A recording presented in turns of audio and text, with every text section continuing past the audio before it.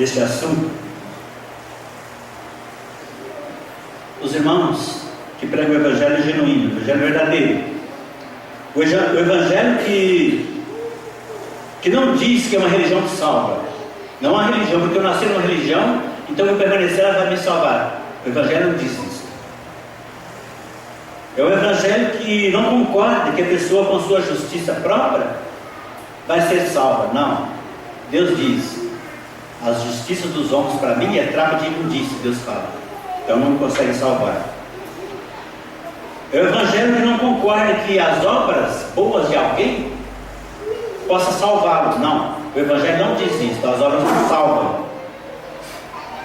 Bem, tudo bem. Eu quero ser salvo, mas o que eu tenho que fazer? Você tem que saber que, como eu, como os irmãos, você também é pecador. Todos pecaram, todos mesmo. Ninguém. Você pode ler Salmo 14, vai ler lá, versículo 2, que Deus olhando para baixo não viu nem um justo, nem um sequer. E Paulo repete isso em Romanos 3:10, que não há nenhum justo, nem um sequer. Então todos foram contaminados com o pecado que surgiu lá no Jardim do Éden. Eu fui, você também foi. E para você ficar livre desse pecado, você tem que crer que Jesus Cristo, ao morrer na cruz do Calvário, ele estava ali pagando o preço da dívida minha e sua que nós tínhamos com Deus. E se você então crer nele, receber o Senhor Jesus Cristo pela fé, dizer para ele: Senhor, eu sei que tu morreste por mim na cruz do Calvário. Eu creio que a obra que o Senhor realizou ali pode me purificar, pode me transformar. Então eu te aceito.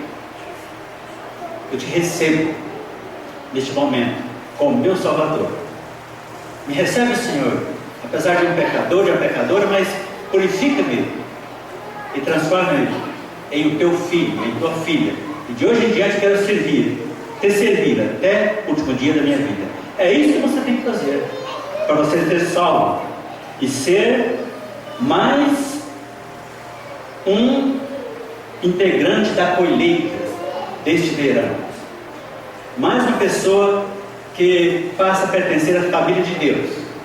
E quando o Senhor Jesus Cristo voltar para levar a igreja, você também faz parte dela. Você vai subir, você vai estar na glória eterna com todos os salvos. Caso a pessoa morra, caso a pessoa parte, caso ela parta para a eternidade antes do arrebatamento da igreja, nós temos um versículo muito importante que nos diz o que acontece com a pessoa que vai, que sobe, que parte antes do arrebatamento da igreja. O apóstolo João, ele escreve em Apocalipse capítulo 14, versículo 13, ele fala: então ouvi uma voz do céu dizendo: escreve, bem-aventurados os mortos, que desde agora morrem no Senhor. Sim, diz o Espírito, para que descansem das suas fadigas, pois as suas obras os acompanham. Então, se nós partirmos antes do arrebatamento, mas estando com o Senhor, vamos partir com o Senhor e somos bem-aventurados. Igualmente você, crendo no Senhor Jesus Cristo, se você partir antes do arrebatamento da igreja, você será bem-aventurado, porque você vai partir com o Senhor. Eu gostaria de ler, permita-me ler apenas um versículo em Lucas capítulo 9, e com essa leitura nós vamos terminar Lucas capítulo 9. Aqui o Senhor Jesus está com uma multidão. Só mais um pouquinho, tá? Amigos, irmãos, nós já vamos terminar. Lucas capítulo 9, a partir do versículo 10. Ao regressarem os apóstolos, relataram a Jesus tudo o que tinham feito. E levando-os consigo, retirou-se à parte para uma cidade chamada Betsaída. Mas as multidões, ao saberem, seguiram-no. Acolhendo-as, falava-lhes a respeito do reino de Deus e socorria os que tinham necessidade de cura. Mas o dia começava a declinar. Então se aproximaram os 12 e lhe disseram: despede a multidão, para que indo às aldeias e campos circunvizinhos se hospedem e achem alimento, pois estamos aqui em lugar deserto. Uma multidão estava junto com o Senhor Jesus, com seus apóstolos. E os apóstolos estavam preocupados e falaram para o Senhor assim: Senhor, o dia está chegando ao final, Senhor.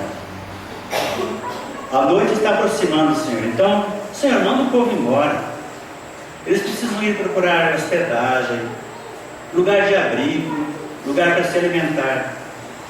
Faça isso com eles, Senhor. Porque a noite está chegando. Mas depois o Senhor, pelo contrário, multiplicou pães e alimentou toda aquela multidão. Eu gostaria de dizer para você o seguinte: nós estamos já no final do dia da graça. Estamos chegando já no final do verão. O sol já está quase se pondo. A noite, o período da tribulação está se aproximando.